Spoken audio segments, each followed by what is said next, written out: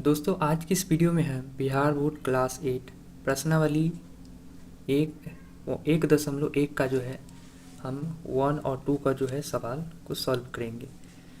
तो ये प्रश्न को सॉल्व करने से पहले जो है हम इस चैप्टर का कुछ बेसिक चीज़ जो है वो समझ लेते हैं।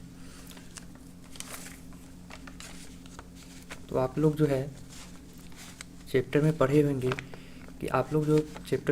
कि प्राकृतिक संख्या। तो प्राकृतिक संख्या क्या होता है? तो प्राकृतिक संख्या जो होता है वो गिनती की संख्या को हम प्राकृतिक संख्या कहते हैं। आप लोग इसे नोट करके याद कर सकते हैं, यानी लिखकर याद कर सकते हैं। गिनती की संख्या को हम प्राकृतिक संख्या कहते हैं। जैसे में 1 2 3 4 5 6 7 8 और अनंत तक जाएगा। दूसरा में है पूर्ण संख्या। पूर्ण संख्या जो है प्राकृतिक संख्या के परिवार में जब शून्य को मिला देते हैं तो उसे पूर्ण संख्या कहते हैं। आप लोग इसे भी लिखकर याद कर लीजिएगा। प्राकृतिक संख्या के जब परिवार में शून्य को मिला देंगे तो उसे हम पूर्ण संख्या करेंगे। एग्जाम्पल में जिसका हो जाएगा 0 1 2 3 4 5 और अनंत तक हो जाएगा।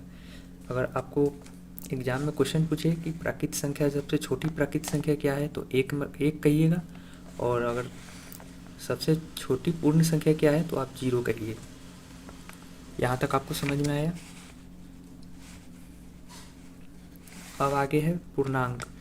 पूर्णांक संख्या क्या है? तो धनात्मक, ऋणात्मक और शून्य से मिलकर बनी संख्या को हम पूर्णांक संख्या कहते हैं। तो इसका मतलब समझते हैं। जैसे में लेफ्ट हैंड साइड जो है आपका माइनस में रहेगा और बीच में 0 और इधर जो है ये धनात्मक रहेगा, यानी कि ऋणात्मक और शून्य और धनात्मक। जैसे -4 -3 -2 -1 0 1 2 3 4 5 इस प्रकार की संख्या को ये हम पूर्णांक संख्या कहते हैं। इसको इंग्लिश में इंटीजर कहते हैं। पूर्णांक संख्या को, पूर्ण संख्या को कहते हैं होल नंबर, और प्राकृतिक संख्या को कहते हैं रेचुलर नंबर। अब चलिए और भी इसके बारे में समझते हैं। अब देखिए वास्तविक संख्या, चैप्टर का नाम ही है वास्तविक संख्या किसे कहते हैं। तो समझते हैं वास्तविक संख्या किसे कहते हैं। तो परिमेय और अपरिमेय संख्या के समूह को वास्तविक संख्या कहते हैं। तो परिमेय और अपरिमेय संख्या के समूह को ही वास्तविक संख्या कहते हैं। और वास्तविक संख्या में जो है परिमेय संख्या आपका चैप्टर है। परिमेय संख्या जो भी है उसको, वास्तविक संख्या को हम रियल नंबर कहते हैं। परिमेय संख्या जो है उसको रेशनल नंबर कहते हैं। परिमेय संख्या है वे संख्या जिसे P/Q, यहाँ पर जो है Q है, P/Q के रूप में लिखा जाए, लेकिन Q जो है वो 0 नहीं होना चाहिए, तो उसे हम परिमेय संख्या कहते हैं। यहाँ तक आपको समझ में आया? जैसे Q का कहने का मतलब है कि मान लीजिए ये हो गया P और Q, ये होगा ना। तो अगर हम यहाँ पर जो है कुछ भी संख्या ले ले, यानी 5 ले ले, लेकिन जो है नीचे जो है 0 नहीं होना चाहिए। ऊपर 0 रह सकता है, ऊपर अगर 0 रहेगा तो वो हो जाएगा परिमेय संख्या, लेकिन नीचे 0 नहीं हो सकता है। इसका कहने का मतलब यही है। अब चलिए समझते हैं अपरिमेय संख्या। अपरिमेय संख्या किसे कहते हैं? वे संख्या जिसे हम P/Q के रूप में नहीं लिख सकते हैं। तो कैसे लिखेंगे? तो इसको हम रूट में लिख सकते हैं। आप चाहे तो एक लाइन जोड़ सकते हैं कि वे संख्या जिसे P/Q के रूप में नहीं लिख सकते हैं, जिसे रूट में लिखा जाए, उसी को हम अपरिमेय संख्या कहते हैं। यह आपको क्लास 9th में पढ़ने के लिए आएगा, 9th 10th में। अब चलिए समझते हैं 7th क्लास में आपने पढ़ा होगा सम संख्या और विषम संख्या। सम संख्या किसे कहते हैं? वे प्राकृतिक संख्या जो 2 से विभाज्य हो उसे सम संख्या कहते हैं। और विषम संख्या वे प्राकृतिक संख्या जो 2 से विभाज्य नहीं हो उसे हम विषम संख्या कहते हैं। तो आप लोग को याद हो गया होगा, पिछले क्लास में आपने पढ़ा होंगे। अब चलिए और भी बातें समझते हैं। देखिए दोस्तों, आपको अगर ये प्रश्नावली को सॉल्व करना है तो कुछ नियम है जो 7th क्लास में भी आपने पढ़ा है और 8th क्लास में भी और 9th में भी आपको ज़रूर पढ़ने के लिए मिलेगा। लेकिन 9th में ये सब क्वेश्चन नहीं रहते हैं, 8 तक ही ये क्वेश्चन रहते हैं, 7 8 तक ही, 6 7 8 तक रहते हैं। तो पहला जो आपका नियम है वो क्रम विन्याय का नियम। पहला जो नियम है वो क्रम विन्याय का जो है आपका नियम है। इस नियम के अनुसार क्या कहते हैं? तो इस नियम के अनुसार, यानी क्रम विन्याय नियम के अनुसार, यदि कोई संख्या, यानी मान लीजिए कोई संख्या A है और दूसरा संख्या B है, जब इधर में गुना हो रहा है तो इसके उल्टा है, ठीक उल्टा जो है इधर बी होगा गुना और इधर ए होगा, और दोनों का जो है वो सेम आएगा। जैसे इधर मान लिए 5 और इधर मान लिए 4, 5 में 4 से गुना कर दिए, ए को मान लिए 5 और बी को मान लिए 4, गुना किए और इधर भी जो उल्टा लिख दिए, यहाँ पर 4 था तो इधर 4 लिखे और इधर 5 लिखे, फिर दोनों को गुना करेंगे तो दोनों टर्म एकदम सेम आएगा। तो इसी संख्या को ही हम क्रम-बिन्नी नियम कहते हैं, इसी प्रक्रिया को क्रम-बिन्नी नियम कहते हैं। तो क्रम-बिन्नी नियम आपको समझ में आया होगा। और दूसरा का नियम जो है वो है गुणात्मक तत्समक नियम। गुणात्मक तत्समक नियम क्या होता है, तो मान लीजिए कोई भी संख्या हो, अगर उसमें हम 1 से गुना करते तो अगर इसका आंसर क्या होगा, जैसे मान लीजिए 1 में गुना करते हैं वो 1 से, या 1 में गुना करते हैं ए से, ए में गुना करेंगे 1 से, या 1 में गुना करेंगे ए से, बराबर क्या आएगा, ए आएगा, ए आएगा। अगर आप x में गुना कीजिएगा 1 से तो आपका क्या होगा, x आएगा। अब देखिए दूसरा एग्जांपल, इसे संख्या कोई मान लीजिए 8 है, 8 है मान लीजिए, 10 मान लीजिए, कुछ भी मान लीजिए, अगर उससे गुना करेंगे 1 से तो क्या आएगा, 8 आएगा, वही संख्या आएगा। तो यही हो गया आपका गुणात्मक तत्समक नियम। पहला नियम पढ़े थे कि जो कोई भी संख्या मान लेते हैं a और b, फिर उसको जो है उल्टा कर लेंगे b और a, तो वही क्या होगा, क्रम भिन्नता नियम। आप लोग को ये सब चीज़ याद कर लीजिएगा क्योंकि सवाल जो है इसी तरीक़ा से बन रहा है। अभी सवाल करेंगे तो आपको और समझ में आ जाएगा। दूसरा का है गुणात्मक प्रतिलोम नियम। अब गुणात्मक प्रतिलोम नियम क्या है, तो देखिए प्रतिलोम का मतलब होता है उल्टा, यानी कोई भी चीज़ का जो है उल्टा। जैसे मान लीजिए a बटा में b है और इसको उल्टा करना होगा तो लिखेंगे b बटा में a। प्रतिलोम का मतलब होता है उल्टा, इसको इंग्लिश में रेसिप्रोकल कहते हैं। तो देखिए संख्या हमने लिया है 4 बटा में 5 और इसको मतलब किया है प्रतिलोम, प्रतिलोम मतलब उल्टा, यानी 5 बटा में 4, और दोनों को जब काटेंगे तो इसका जो है 1 आ जाएगा। तो यहाँ तक आपको समझ में है। हम कोई मान लीजिए कोई a और b ले लिए और इसको फिर गुना करेंगे तो क्या होगा, प्रतिलोम कर देंगे, पहले कोई संख्या लेंगे फिर प्रतिलोम करेंगे b बटा में a, तो क्या आएगा, 1 आएगा। यही हो गया आपका गुणात्मक प्रतिलोम नियम। अब आपका जो है लास्ट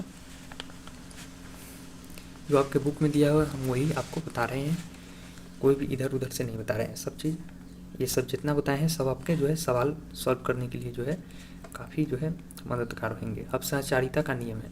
सहचारिता का नियम क्या कहता है, ए हो गया कोई मान लीजिए संख्या और गुना कर देंगे बी गुना सी, और ठीक उसका उल्टा कर देंगे ए गुना बी और ब्रैकेट में कर देंगे गुना हो जाएगा सी। तो यही जो है आपका सहचारिता का नियम है। देखिए सवाल जो है इसी नियम पर जो है पूरा तरीका से बनेगा। बस यही नियम को आप याद कर लीजिए कि ए गुना बी, ए गुना ब्रैकेट में हो जाएगा छोटी ब्रैकेट बी गुना सी बराबर छोटी ब्रैकेट ए गुना बी गुना सी। आप देखिए सवाल को आते हैं, सॉल्व करते हैं सवाल को। चलिए एक्सरसाइज को समझते हैं।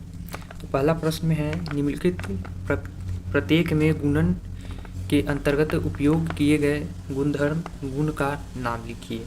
तो बस नाम लिख देना है, वही जो आपको हम समझाए हैं अभी, जितना भी नियम आपको समझाए हैं अभी बस उसी के अनुसार जो है आपको नाम लिख देना है।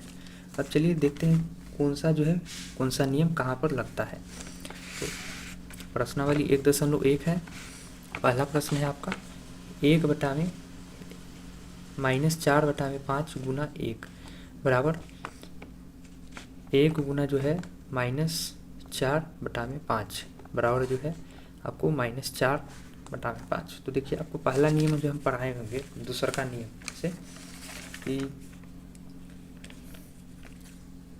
दूसरा का जो आपको नियम हम पढ़ाए होंगे गुणात्मक तत्समक नियम, आपको हम बताए होंगे कि कोई भी संख्या अगर रहेगा ए रहेगा या फिर कोई भी संख्या रहेगा उसमें 1 से गुना करेंगे तो वही संख्या होगा। तो ये क्या है इसमें देखिए ये संख्या है और इसमें गुना कर रहा है 1 से, 1 से गुना होगा, ऐसे लिखिए या फिर ऐसे लिखिए। आपको हम जैसे बताए थे इसको ऐसे लिखिए चाहे ऐसे लिखिए बराबर जो है ए आएगा। तो यहाँ पर भी बता रहा है कि ऐसे लिखिए या फिर 1 को पहले लिखिए और गुना कीजिए, यही आएगा। तो ये आपको समझ में आ गया हो। तो ये कौन सा नियम है, ये हो गया आपका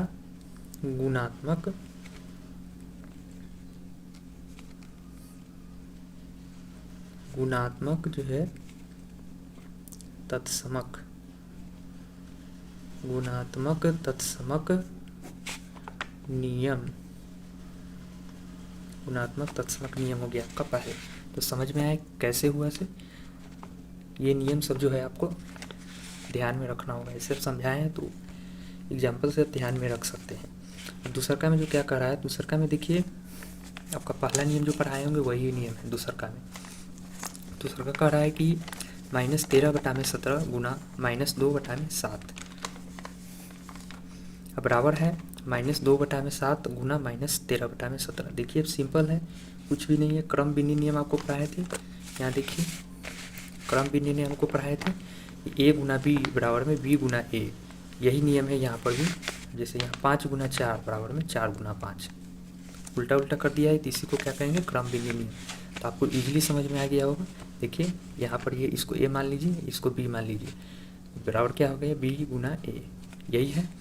तो इसको क्या लिखेंगे, इसको लिखेंगे क्रम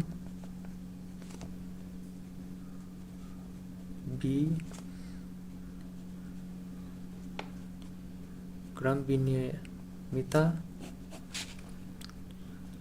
का नियम, यही जो है क्रम विनियमिता का नियम।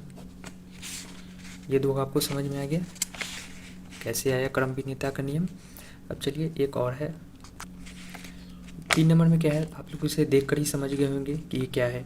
जैसे आपको हम बताए थे एग्जाम्पल में समझाने के दौरान कि गुणात्मक प्रतिलोम नियम है। कैसे है, ये संख्या है, मान लीजिए ये संख्या है और इसको प्रतिलोम कर दिया यानी उल्टा कर दिया है। इसको 19 -19/29 था, इसको 29/-19 कर दिया।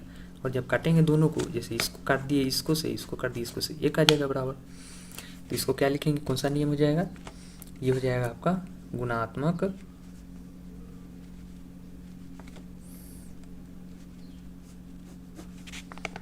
प्रतिलोम।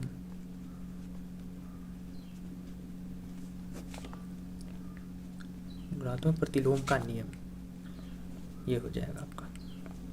तो समझ में आया होगा आपको। अगर समझ में आया होगा तो अपने दोस्तों के साथ ज़रूर शेयर कीजिएगा और लाइक ज़रूर कीजिएगा वीडियो को। अब चलिए दूसरा नंबर प्रश्न देखते हैं। पहला नंबर प्रश्न हो गया। अब देखिए दोस्तों, दूसरा नंबर में कह रहा है बताइए कौन से गुणधर्म गुण की सहायता से आप 1/3 गुना छोटी ब्रैकेट 6 गुना 4/3 को 1/3 गुना 6 बड़ी छोटी ब्रैकेट बंद और गुना 4/3 के रूप में अभिकलन करते हैं। तो इसमें बस वही चीज़ बताना है कि कौन सा जो है नियम से, कौन सा नियम का है ये है।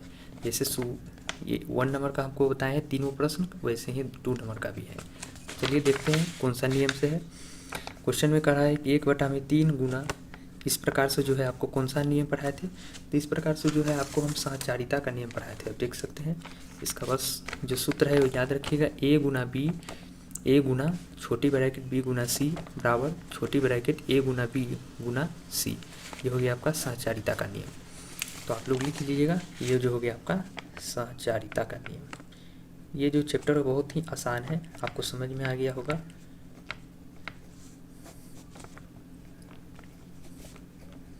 और यही 2 सवाल जो है आपके बुक में दिया हुआ है।